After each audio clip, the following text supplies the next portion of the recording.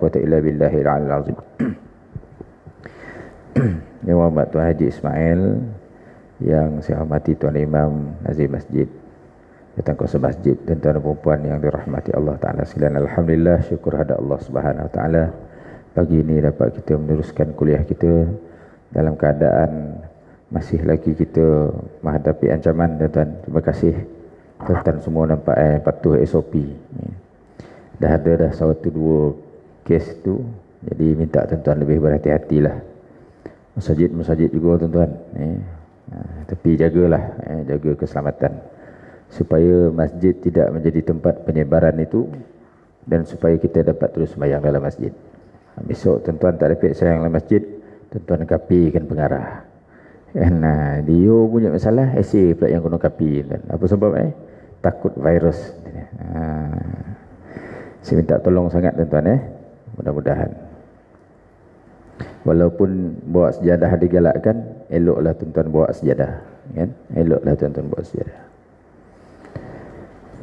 Hari ini saya nak sebutkan apa yang disebut oleh Sayyidina Osman bin Affan, iaitu dia kata kemanisan ibadah dalam 4 perkara. Kadang-kadang kita rasa ibadah ni berat tuan-tuan. Ibadah ni jadi berat. Berat ni satu sebab tak manis. Macam orang kahwin dengan bukan pilihan dia, ya. Boleh nak kahwin tuan-tuan, kan? Tapi kalau kahwin dengan orang pilihan dia, walaupun muka rumah dia boleh sogi, kan? 2 tahun dia dah siap dah. Saya nampak dia punya syukur tu. Tak tuan? Lalu kat jalan tu, dulu kan rumah orang Melayu kan bawah lereng bukit. Jalan selalu bola hati. Kalau kita pergi bola padang lebar, kalau pilah tu, dulu jalan ni semua teh, kan? Rumah semua bawah. Nampak bumbung pun sedap dah tuan. Tu maknanya. Mani tuan, mani. Jadi sedaplah kita. Poi lalu tak jumpa pun tak apa. Nampak bumbung pun okey. Begitu juga dalam hal ibadah. Rasa boreklah tuan-tuan. Nak datang sembahyang, nak duduk iktikaf di masjid. Ni siapa belum iktikaf ni iktikaf. Iktikaf di masjid tu borek. Padahal dapat iktikaf 1 jam pun tak apa dah. Kan? 2 jam pun tak apa dah. Tapi borek tuan-tuan. Yang sadap mana tuan-tuan? Sadap duduk kedai kopi. Kedai kopi mani. Ada kopi mani, ada teh mani, Neslu, Nescafe, macam-macam. Tapi kita nak buat baik ke orang tak sadap borek. Tapi kalau kita buat jahat, ringan pula. Kita nak berlapang dada dengan orang borek, tapi nak hasad dongki, ringan pula. Jadi tuan-tuan, ada 4 perkara. Dia kata kemanisan ibadah itu. Siapa kata? Sayyidina Osman radhiyallahu anhu. Kata Sayyidina Osman, wajadtu halawatal ibadah fi 4 asya'. Dia kata aku temui kemanisan ibadah itu dalam 4 perkara. Tuan-tuan, kalau nak manis ibadah ni, dalam 4 ni. Dia punya sumber dia tuan-tuan. Sumber dia. Macam orang bolo kelulut tuan-tuan. Saya baru ni buat program door to door Jabatan Agama. Program door to door pergi ke kawasan Jempul.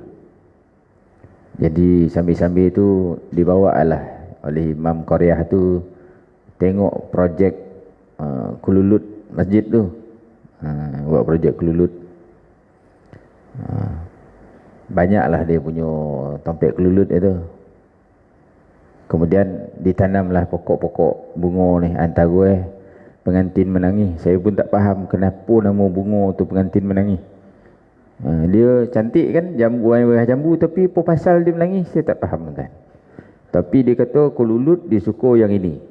Kalau ada yang ini lama dia duduk sini. Kan dia pun tobang, kan dia ambil dia punya pollen ni buat balik. Entah kan?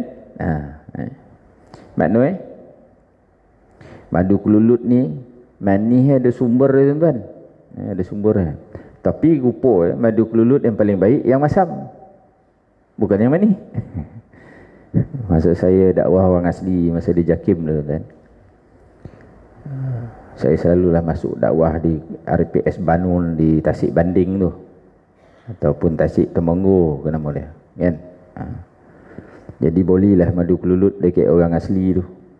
Balik-balik rasa masam. Dah kena akan dia ni Ustaz. Dah kena akan dia kan. Dah kena tipu. Kita rasa macam tu. Tuan eh. Bila pergi jumpa baru tahu tuan. Rupa madu kelulut yang masam tu lah yang paling baik. Cuba tuan-tuan bayangkan oleh kerana kebangangan kita tu. Kita menolak benda yang baik sebab tak kena dengan tokak kita. Yang saya faham madu ni ni.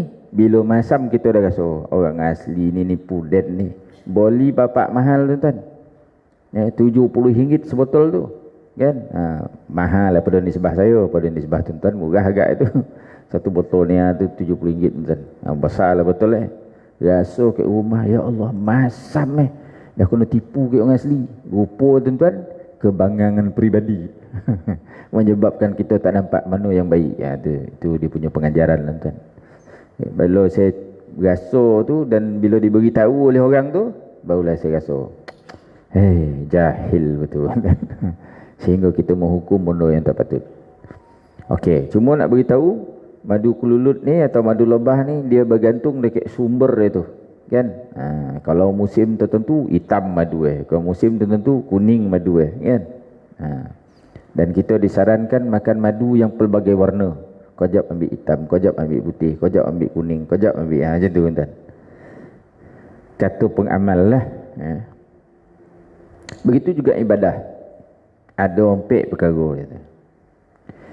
Awwaluha fi adai faraidillah. Pertama dalam menunaikan fardu-fardu Allah Ta'ala. Makna tuan-tuan, kita dalam masalah yang fardu ni, kita kena sungguh-sungguh. Kalau kita sungguh-sungguh dalam perkara fardu, nescaya dapat kemanisan ibadah. Nescaya dapat kita kemanisan ibadah. Tapi, saya perhati diri saya lah. Diri orang lain saya tak tahu. Perhati diri kita ni. Yang sunat tu yang kita rajin. Kan? Yang sunat kalau semayang raya tu tuan-tuan tengok. Pagi buta dia dah keluar tuan-tuan. Kan? Pagi buta dah keluar dah. Semayang Jumaat lambi termasuk pengarah jatan kamu. Tuan-tuan kau nak pengarah jatan kamu kan? Kita ngumpet dia sikit. Baru ni saya habis program lambi. Selalu masjid negeri ni tak ada tutup pagar tuan. Lambi lah sikit tutup Hari tu pukul 1 dah ditutup Saya pun jalan tengok tuan dah kono ikat dah kunci tuan. Orang pun ramai lah ikut belakang saya nak dapat syafaat, nak masuk dalam. Dia kata kita ikut pengarah satu dan dia pengurusi masjid. Mesti dapat masuk je. Saya pun tengok ramai orang luar pagar tuan, saya patah balik. Tak ada saya Jumaat dah. Sebab apa tuan-tuan? Kalau saya masukkan, orang lain semua masuk. Mudarat tuan-tuan, bakal berlaku mudarat. Jadi saya tak apalah kita balik pejabat, kita semain zuhur. Nampak tuan-tuan macam tak selesa saya cerita macam tu. Yang tuan-tuan mongi-mongi tak dapat semayang ni, pengarah tuan tak dapat semayang. Pengarah pengurusi masjid ni balik tuan. Sebab kepentingan awam itu lebih utama daripada amalan kita. Boleh tuan? Okey. Jadi kalau kita bersungguh dalam kita melakukan perkara yang fardu, dia akan wujud manis dalam ibadah. Macam tuan-tuan bersungguh untuk puasa kan, dah hujung-hujung umur ni kita memang sedap bila sampai bulan puasa, betul kan? Saya sendiri pun rasa macam tu. Masuk kita muda-muda, umur 20-an, 30-an tuan-tuan, borik sikit datang bulan Ramadan ni. Apa sebab tuan? Sebab kita fikir nak melantak tuan.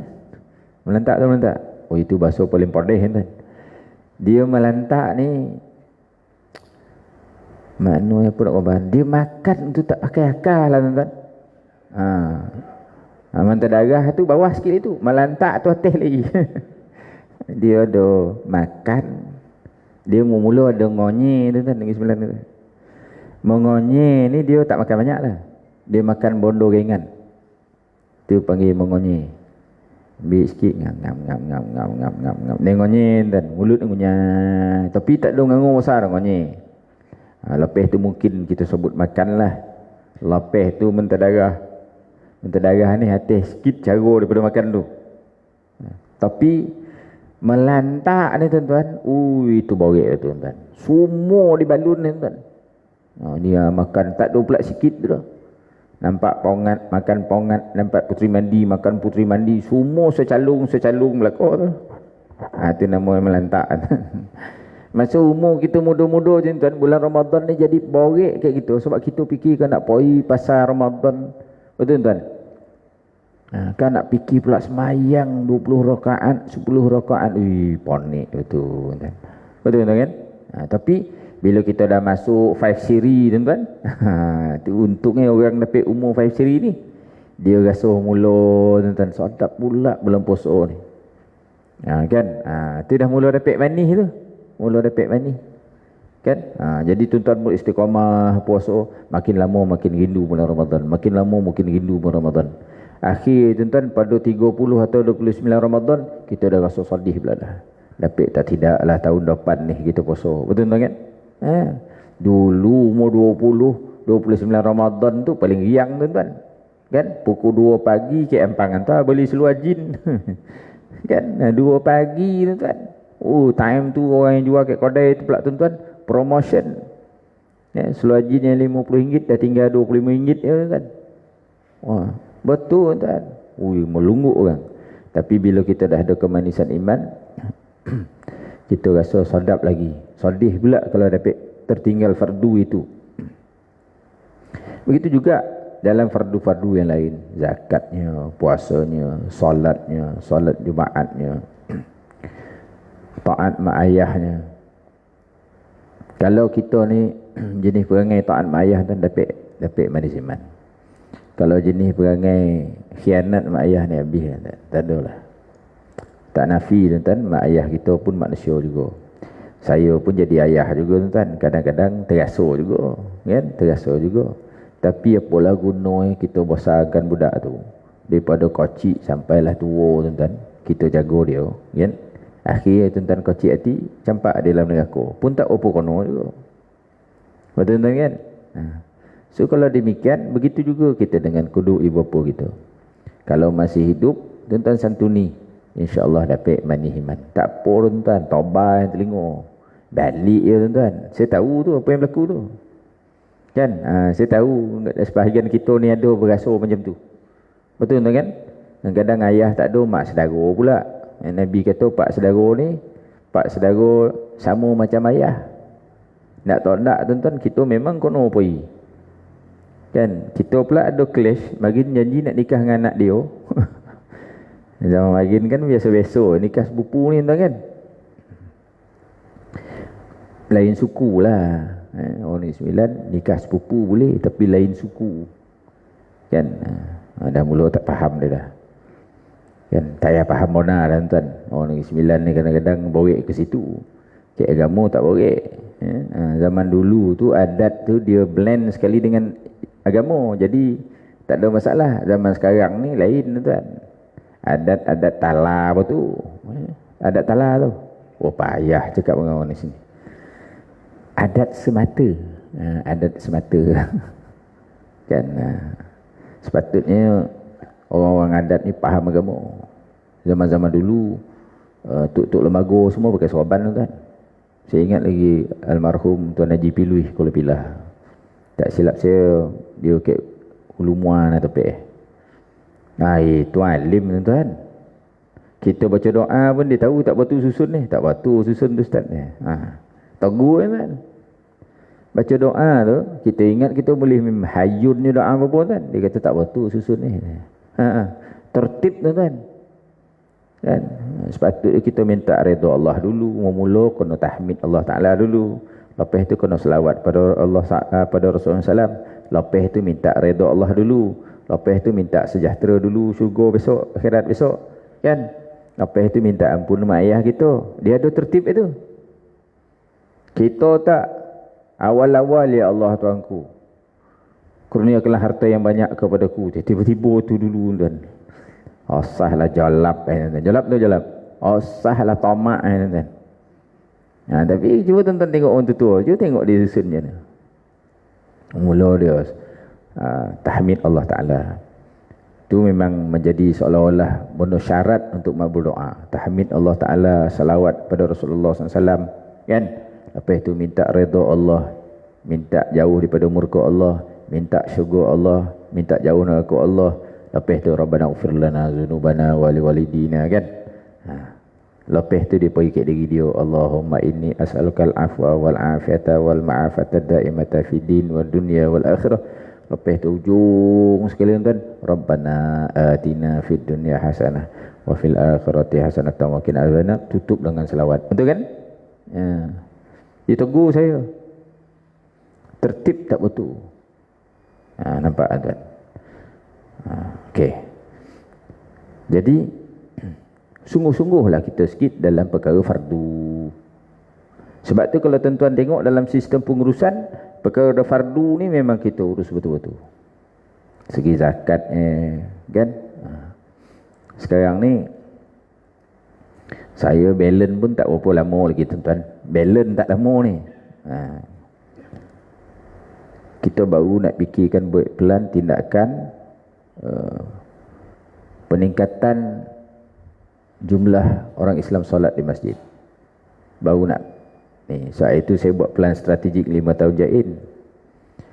Nampaknya dah berkesan dah. Sekarang nak pergi stage kedua untuk bina plan tindakan. Macam mana nak pastikan bahawa orang datang masjid ramai. Satu yang kita fikirkan pada masa akan datang ialah masjid-masjid baru, ruang solat dia kecil kan. Jadi bila dia datang ramai nampak macam tu tuan-tuan? Bukan. Dia kecil itu maksudnya sonang tuan-tuan, sebab solat fardu tak ramai orang. Kan? Tetapi yang paling pertama, yang paling penting ialah masjid ini sepatutnya diziarahi oleh pelbagai jenis orang.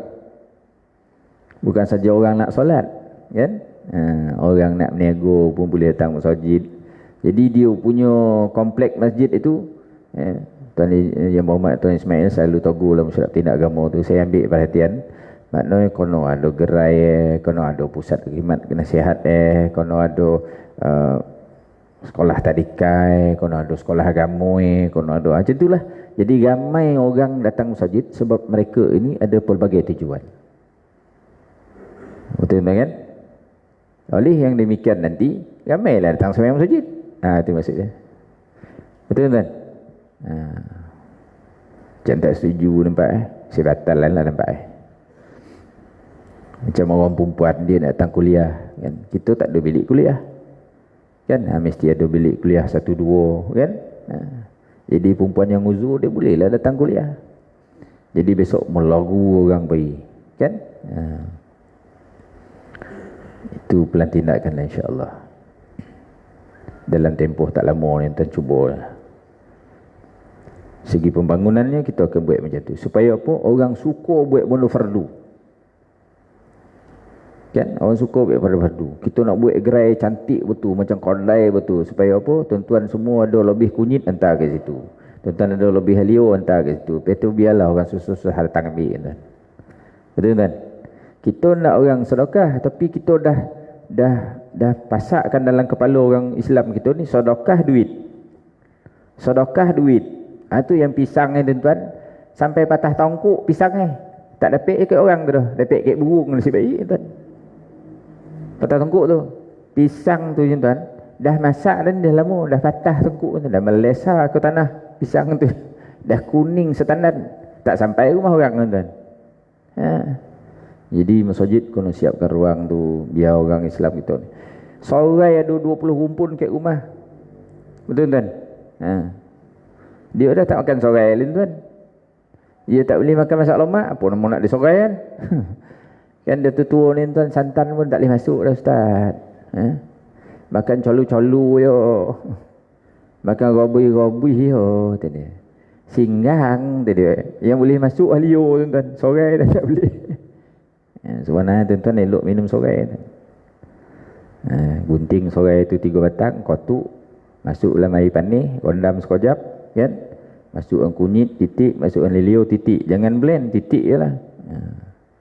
Dah soju suam sikit, campur madu kelulut. Nampak promotion tu kan? Saya tak ada jual dah, tuan-tuan jangan tanya saya lah. Tolong kawan-kawan kita yang beli bola kelulut tu lah kan. Masak 2 sudu, kita minum. Tengok tuan-tuan badan sehat. Itu pun satu dalam pelan tindakan tu. Macam mana nak suruh orang ramai datang masjid. Kalau ke Bangkok, semua orang Islam ni memang tak ke masjid. So kita nak suruh dia sehat sikit. Itu ada YB Taufik kata nak buat senam dalam masjid. Saya korban, boleh ni umat. Tapi besok kita porang dulu lah orang masjid. Betul tuan? Lepas semayang tu, lepas wirid tu, tuan-tuan jangan bangun dulu. Stretching dulu. Luihkan kaki, tarik ibu jari kan. Pusing sini. Agak-agak tuan-tuan setuju tak? Tak apa nama pengerah hajatan kamu ni dah saya kono kapi milik tuan. Tapi sebenarnya memang betul bila badan sehat ramai orang tak semayang kan. Kita nak orang selesaikan yang fardu-fardu, sebab tu kita urus dengan betul. Cuba urus dengan betul. Masjid nak buat cantik kan, supaya orang rajin buat benda fardu di masjid. Itu yang pertama. Wasani, dan kedua, fijtinabi maharimillah. Dan kedua adalah manisnya kat mana? Dalam menjauhi larangan-larangan Allah. Mana apa yang Allah larang tuan-tuan? Dia larangan ada sebahagian ulama kata ada 3, sebahagian ulama kata ada 2. Ada larangan ni, ada sebahagian ulama kata ompek pun ada. Larangan ni adalah satu, secara besar benda yang haram, benda yang makruh. Di sisi orang tasawuf, makruh ni larangan juga. Walaupun buat itu tak berdosa, tapi larangan.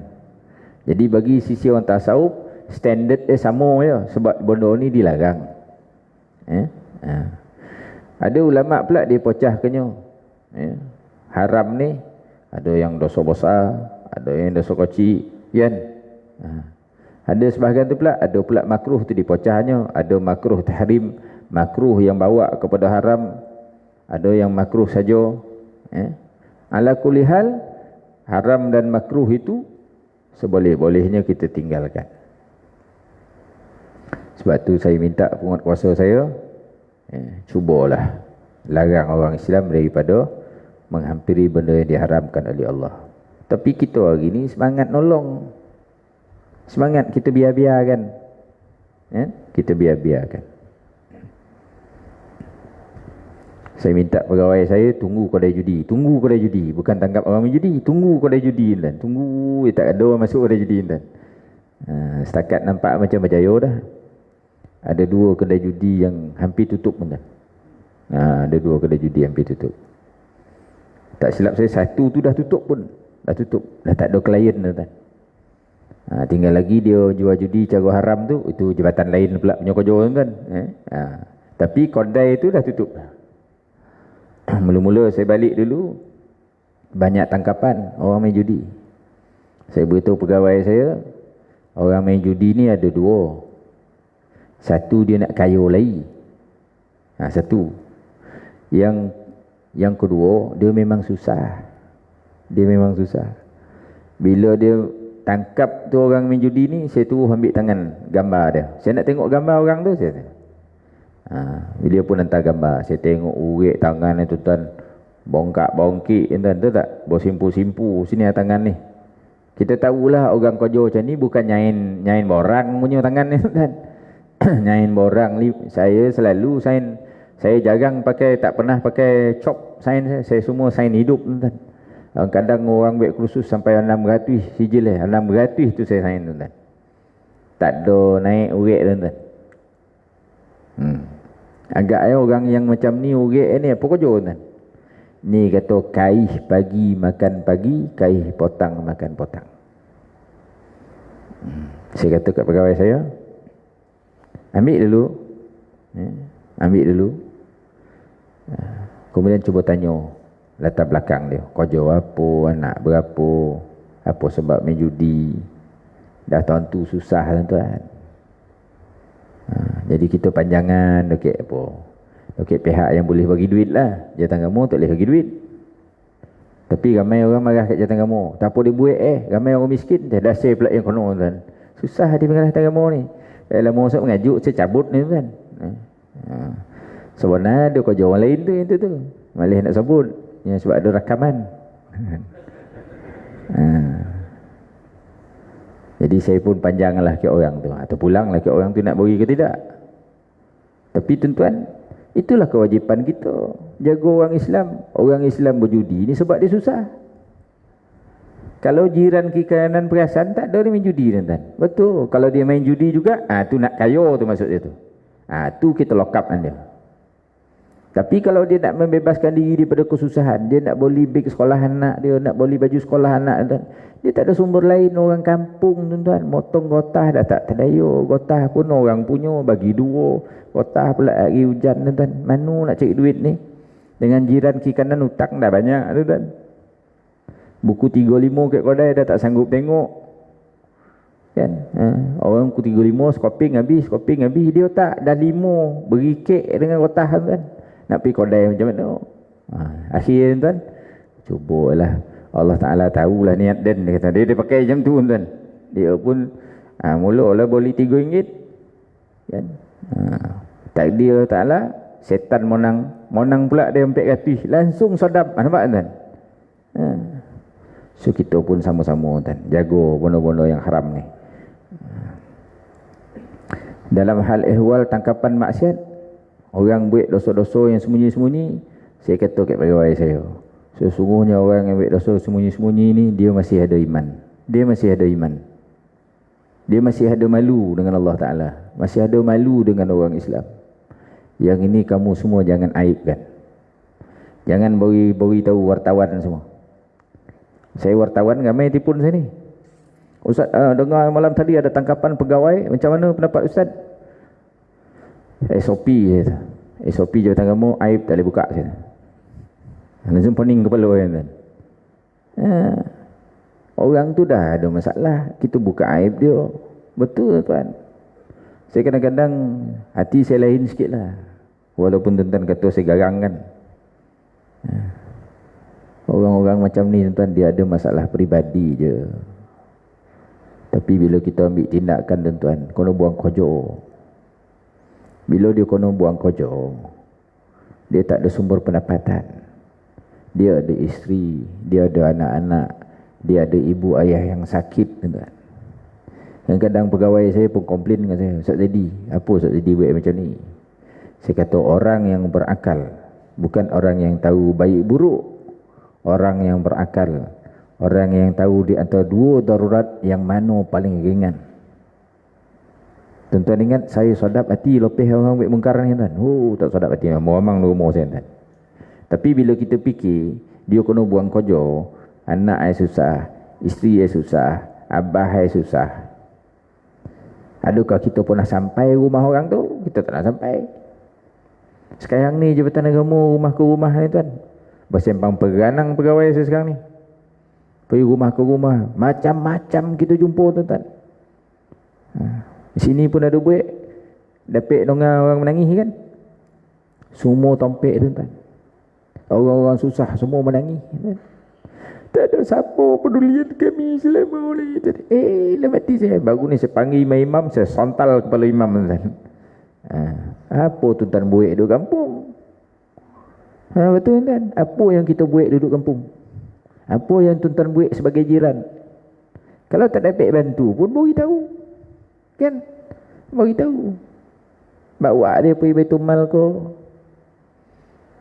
Ramai tuan-tuan, saya buat program door to door ni. Orang kata saya buat program politik. Saya pengarah hajatan kamu tuan-tuan. Saya bukan politician. Tapi bila kita pergi, kita nampak tuan. Ni. Ada seorang tu kencen tentera. Saya ada cerita tuan-tuan agak. Ada 3 wheelchair kat rumah tu. 3 wheelchair. Sebab apa tuan? Orang mori tak pergi tengok. Saya tengok wheelchair tu bukan sikit-sikit tu. 700 ada, yang 800 ada, yang 300 ada. Nak buat macam mana Ustaz, orang beri takkan nak nolak dia. Tapi keperluan saya tak perlu dah wheelchair ni. Lagi banyak beri, lagi lamik saya sihat dia. Macam orang suka bona pula saya naik wheelchair kan. Tuan-tuan pergilah tengok. Jadi dalam hal-hal tangkapan apa semua ni saya tak buka kan. Saya faham aib tuan, malu kan. Semua orang buat salah, cuma orang yang buat salah tu tak kantui tuan-tuan. Betul kan? Semua orang buat salah tapi Allah tutup aib dia. Yang ni Allah tu buka. Lepas itu kita pula buka lagi, cerita panggil wartawan apa semua. Ini masalah saksiah, masalah peribadi. Ya, tapi kalau masalah penyelewengan duit dan sebagainya, itu tu pulang. Tapi isu-isu macam ni saya lah tuan-tuan ya. Tapi lokap tetap masuk lokap tuan-tuan. Lokap tetap masuk. Jadi kita sama-sama nampak agak komplain, tuan-tuan jangan biarkan. Sebab undang-undangnya membolehkan jual arak. Faham tuan? Tuan-tuan jangan marah saya ni. Saya tak boleh marah saya tu. Undang-undangnya ada makhluk kat Malaysia ni minum arak. Jadi buat undang-undang boleh jual arak. Tapi dia ada prosedur dia. Kalau nak buka di Ampangan, ada tak orang bantah? Tak ada orang bantah. Boleh buka. Saya nak tanya kita semua ni, sensitif tak? Ada buat bantahan tak? Itulah isu dia. Orang Islam tak sensitif sebab dia tak dapat kemanisan ibadah. Sebab dia tak serius dalam pencegahan ni benda-benda yang haram tu. Sebab tu dia bila kita nampak benda tu ada nak buka, ayo kita komplain. Dia akan keluar notis kan. Kita komplain lah. Antara ramai. Tak payah bongi-bongi kan. Tak payah bongi-bongi ya. Tak payah. Tuan-tuan jangan ingat cegah mungkar semua nak kena bongi. Nak kena macam ni nak kena susuk badan pagan-pagan tak payah kan. Kadang-kadang emosi ni pun kalah benda haram ni. Tapi dia guna ni guna akal. Itu pun hantar petition, hantar bantahan. Kan? Boleh hantar kan? Boleh. So kita serius. Buat program-program. Budak yang menyarau rambut itu tuan-tuan, kita buat program. Dia tu belum buat maksiat besar tu dah. Tu baru buat maksiat kecil tuan-tuan. Tapi biar lama-lama besok dah jadi tuan-tuan. Jadi perempuan liar. Tu kita kena jaga dari awal tu. Tapi tak boleh kita jumpa nak dara orang rambut merah menyarau, jumpa kau sini. Elok Allah Taala bagi kau hitam, kau merahan dia. Pang lompang. Tu tak betul tuan. Itu tak betul dalam kita punya metod dakwah. Kan? Sebab tu sekarang ni kita pun rapati beliau-beliau. Tapi dah PKP ni tuan-tuan susah sikit. Sebab tu saya minta bas itu sebuah tuan. Dapat bas. 615,000 bagi kan? Tapi tak siap. Sebab apa? Barang datang dari luar negara semua tak sampai. Mudah-mudahan dapat hujung tahun ni insya-Allah. Saya beritahu, saya nak bas sebuah sebab nak angkut budak muda. Budak muda tak dapat ajak pergi masjid tuan-tuan. Ada yang suka datang masjid ni, tapi tuan-tuan tengok lagi kanan tuan-tuan, berapa korek dah. Semua yang ada dalam masjid ni muda juga, tapi 60 tahun lalu. Cuba tuan-tuan tengok ke kanan. Orang muda belakang, tapi 50 tahun lalu, 40 tahun lalu. Yang muda sekarang mana ada kan? Dia tak percaya je kali-kali. Kalau ada tu memang ahli syurga dan budak tu. So memang saya kena bawa ke tempat lain dulu. Besok kita gamit-gamit hati tu suruh pergi masjid. Tuan-tuan pergi masjid sok jangan mengamunan orang. Orang muda-muda ni jangan dihamun-hamun tuan. Orang muda ni dia macam tu. Kita kena sabar sikit dalam membentuk dia tu. Kadang dia datang masjid alhamdulillah dah pintu tandih pula dia tandang bawa sabarlah sikit, sabar sikit tuan. Biarlah sabar sikit. Kan? Kita atur dia sikitlah. Nasihatlah jangan tuan-tuan bongi. Kau kalau datang masjid nak mocah pintu jamban bik kau tak payah datang. Tu tak betul tuan. Tak betul tuan. Betul baliklah. Kan? Mungkin kita kena fikir pintu jamban kita buat daripada basi tuan. Kan biar dia sepak bongkak kaki tu kan. Itu saya katakan tuan-tuan tu. Macam-macam Jadi kita jangan biarkan bono-bono makruh ni, bono-bono haram yang kocik-kocik ni tumbuh. Perlahan betul kan. Tak semestinya dengan kekerasan, tak semestinya dengan kebengisan, kita bina sesama. Bila tuan-tuan semua ni jadi orang yang macam tu, menghindarkan diri kita daripada benda yang dilarang ni tadi, makruh ataupun haram, dan masyarakat kita pun macam tu, cuba tuan-tuan tengok nanti, makin lama makin sedap ibadah, makin lama makin sedap ibadah. Boleh sikit ni tuan? Kita berhenti 7 suku, boleh kan? Wasalis, dan ketiga kata Uthman radhiyallahu anhu, fil amri bil ma'ruf wa batigha'i thawabillah. Dan ketiga ialah dalam menyeru kepada ma'ruf untuk mencari ganjaran pahala daripada Allah. Sebab apa dia sebut macam tu? Ada juga orang baik ma'ruf tapi dia nak dapat manfaat duniawi. Dia nak baik-baik, bagus, semayang anda tuan-tuan, tapi ada manfaat duniawi. Dia kata Tok Imam ni bakal 4 mun tua dan dia ada anak dan berkonan betul tu kan, ataupun imam ni besan dan besok ni, ya. Jadi sebelum dapat anak, dapat abah dulu. Dia pun tiap-tiap hari belakang imam sembahyang. Dan contoh kan, itu ada manfaat duniawi. Walaupun lambik lagi, tapi mula tu dah ada dah. Boleh faham tuan? Dia bondo dalam hati ni, belum dibuat lagi pun ada dalam hati. Tu bahaya tu. Macam kalau ada orang cakap lah, saya kalau ikut nanti saya tak bagi Zaidi tu masuk masjid dah. Contoh lah. Bondo tu dia belum buat lagi tuan, tapi dah ada dalam hati. Dah ada tuan-tuan. Wa man azlamu mimman mana'a masajidallahi. Kan? Ada siapakah yang lebih zalim daripada orang yang nak melarang masjid-masjid Allah daripada disebut dalamnya nama-nama Allah. Tapi sebab PKP ni tuan, saya ada sedikit arahan dia. Jadi tuan-tuan sabarlah, benda tu kepentingan awam tuan. Bukan nanti kehendak pengarah jawatan kamu, kan?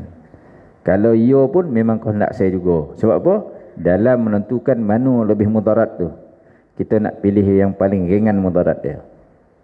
Tuan-tuan boleh sembahyang lagi jemaah kat rumah, kan? Sekarang ni kita benarkan kan, katalah kritikal balik tuan, na'udzubillah. Ni pun nak minta Tuan Imam bawa jugalah zikir-zikir istighfar panjang sikit tuan. Istighfar ni tuan-tuan boleh menghapuskan wabak juga. Buat istighfar banyak sikit, set up lah tuan, beritahu makmum lah, beritahu makmum hari ni maghrib ni kita istighfar panjang sikit, kan?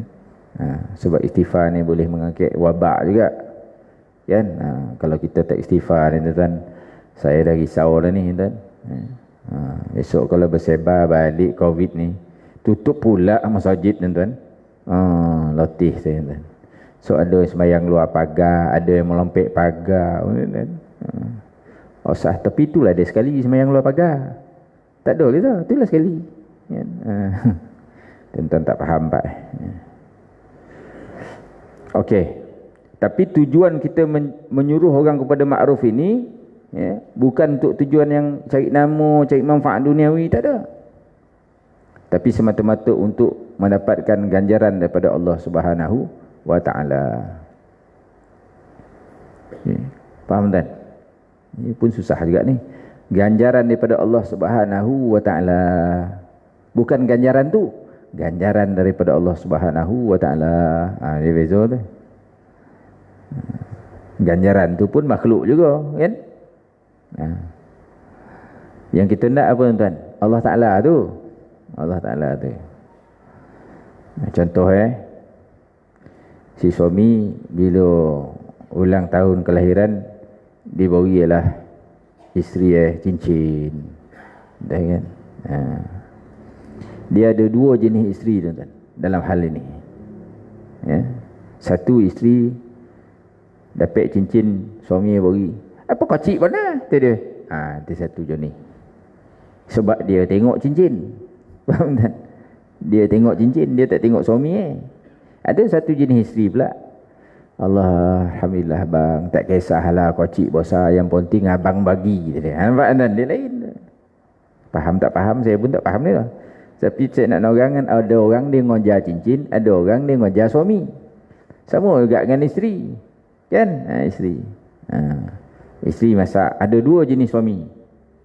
Satu dia tengok apa yang dimasak oleh isteri, satu dia tengok isteri dia.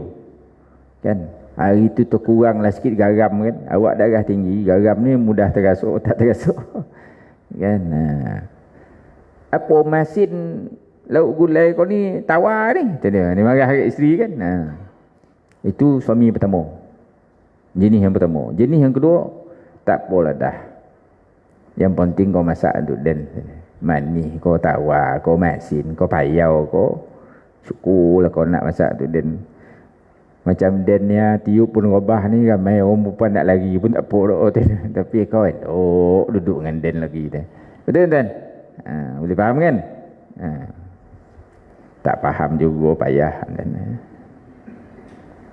Jadi maknanya kita samalah, kita mencegah buat makruf ni, suruh buat makruf ni bukan sebab ganjaran tu semata, tapi sebab ganjaran daripada Allah.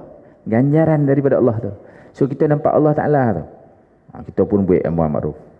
Suruh orang buat baik, suruh orang buat baik. Tak apa tuan. Sabarlah. Dalam menyuruh orang buat baik ni ramai yang marah tuan. Yang kita musuh kita ni Islam ni ada 5. Pertama, orang yang tak beriman pada Allah Taala. Yang kedua, orang yang hanya menzahirkan iman dia tapi dalamnya tak beriman, dipanggil orang munafik. Kan? Yang ketiga, orang beriman tapi ada sifat dongki. Ni ramai ni. Kalaulah orang beriman ni yang tak dongki ni tak ada tuan, yang dongki ni tak ada, aman lah kita ni, tapi dek dongki tu ada. Bila orang tu nak buat baik sikit, contoh lah, dia nak mau turun pagar masjid lah contoh ada yang dongki tu pagar waktunya kan. Orang sepatut buat lah ni dulu betul tuan.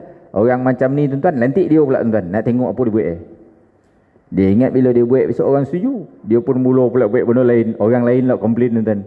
Aduh, apa tu entai banyak benda lain ni. Lantik pula orang tuan, bila selesai tuan. Kalau tuan-tuan nak layan orang dongki ni. Betul tuan?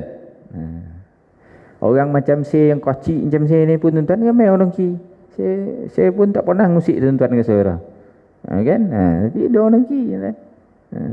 Macam tuan-tuan ni dongki orang kocik-kocik. Yang saya ni standard dongki itu giant-giant tuan-tuan.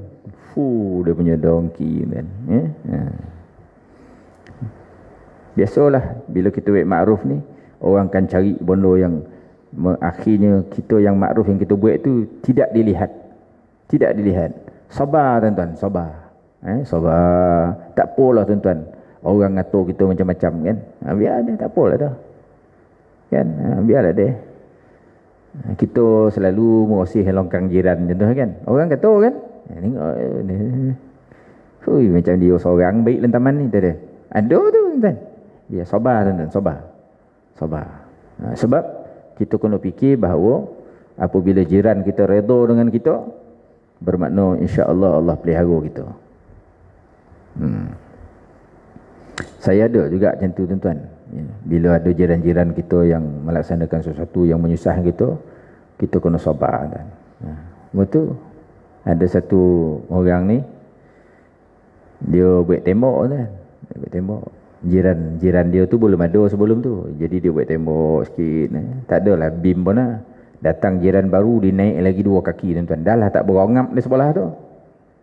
Kan? Jadi jiran saya tu kata apa? Dekat jiran itu lah, agak sini jahat lah. Sebab tu saya dapat jiran jahat dia. Betul kan? Kita tengok jiran kita perangai macam tu, cuba tengok diri kita, agak kita tak betul ni. Kan? Dia pun cakap kat jiran ni yang buat hal ni lah, agak Allah Ta'ala ni nak hukum saya ni, dihantar tuan jadi jiran saya. Terasa jiran ni langsung diguntuh balik semua. Okey tuan Dan yang terakhir tuan, warabi' dan yang keempat finnahyi anil munkar wattiqai min ghadabillah. Kemanisan iman ni perlu duduk di mana? Usaha-usaha mencegah mungkar supaya apa? Takut daripada kemurkaan Allah. Sebab tu kita ni bukan goram ke orang. Ini yang saya, penguatkuasa saya pun saya tu perasaan ni tuan. Yang kau nak pergi menumbu orang ni pasal apa? Contoh kan? Tak payah. Kita cegah mungkar ni sebab takut kalau kita biarkan mungkar itu nyata, kalau yang nyuruk-nyuruk tu lain tuan. Ini yang nyata ni. Ya, sebab kita tak boleh ngintai-ngintai mana dah. Saya pergi rumah tuan ngintai, apa dia buat ke saudara ni? Ngintai. Nampak ada mungkar berlaku, saya pun ceroboh masuk dalam rumah. Tak boleh, itu bukan cara dia. Ini yang dikatakan mungkar yang zahir ni. Yang nampak dek mata kita ni. Kan? Kita cogah ni sebab apa? Sebab takut Allah murka. Kalau kayak kelompok tu ku semangat tuan-tuan. Tapi yang kelompok marah. Dia kata yang buat mungkar ni bukan orang kelompok, orang yang datang kelompok. Orang kelompok tak ada buat mungkar. Dia ada je bila kita kata orang kelompok marah. Betul tuan. Kadang-kadang yang datang ke sana tu yang saya tangkap Seri Mungkal. Kau kampung mana? Ya. Jambu 8. Rupa Negeri 9 Melaka sana. Bila saya jadi penguasa sana marilah. Yang saya tangkap orang Negeri 9. Saya tahu betul Negeri 9 ni. Tapi jangan kita bermaksud dalam mencegah mungkar itu kerana nafsu kita. Tak. Kita tak nak Allah marah kita. Ada cara ni tuan-tuan. Walaupun arak dibenarkan untuk dijual mengikut aktanya, ada cara yang kita boleh halang mereka daripada jual arak. Ada cara. Kita belajarlah, belajar undang-undang tu. Cuba undang-undang tu. Dia kata bacaan undang-undang ni, baca kan? Apa yang kita boleh buat sebenarnya? Ada benda kita boleh buat, tapi kita tak buat. Kita biarkan dia. Boleh tuan? Jadi bila kita tengok orang perempuan sekarang ni tuan, dah mula trend tak pakai kain tudung, contoh kan? Maka kita kena buat usaha lah. Tuan-tuan kena bersama-sama dengan masjid lah buat program. Kan? Bantu sesama. Macam mana nak beritahu orang ni? Kan? Macam mana nak beritahu orang? Dan sebagainya. Boleh tuan-tuan? Itulah 4 perkara adanya kemanisan ibadah. Kita buat perkara 4 perkara tu sungguh-sungguh.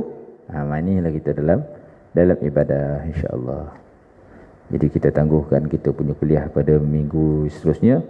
Minta maaf banyak silap dan salah dalam ungkapan saya. Aku qouli hadza wa astaghfirullahal azim li wa lakum muslimin muslimat. Assalamualaikum warahmatullahi wabarakatuh. Kita tutup dengan tasbih kafarah dan salat. Subhanallah, syadallah, astaghfiruka wa